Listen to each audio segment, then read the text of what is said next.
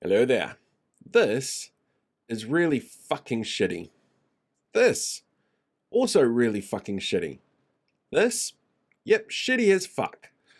This campaign has turned really nasty, and a nasty campaign is something that we've had in the past, but we have never, ever gotten to the point where somebody feels that violence is justified to send a message, to argue about what it is that they stand for, or try and silence people.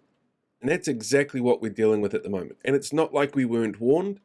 Byron Clark mentioned it in his book that came out earlier this year that this was a possibility. We saw reports from Parliament about just how extremist violence can be when it came to people who hold conspiratorial beliefs.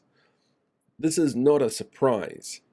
And it's something that we should all be fighting against, because this is fucking shitty. One of the issues that we've got, though, that's really clearly obvious is that the race baiting, it's just gotten far too extreme. And there are elements of it that you might not necessarily realize are happening. Sure, you know that when Winston Peters says he'll back this candidate to the hilt who said this, "Cry if you want to, we don't care, you've pushed it too far. And we're the party with the cultural mandate and the courage to cut out your disease and bury you permanently." that you know that that's race baiting at its worst. But then you also have movements from people like Christopher Luxon, when he first ruled out working with Te Pati Mari. But he's okay to idle up to Winston Peters, who supports this guy to the hilt. It shows you exactly where they stand. You get messages from the leader of the ACT Party talking about harming Pacific peoples. We hear that, language is important. Words matter. You know that Lauren Southern, the day before the Christchurch shootings, turned around and said, you know what, her words don't actually matter, they're not going to affect anybody with extremist views.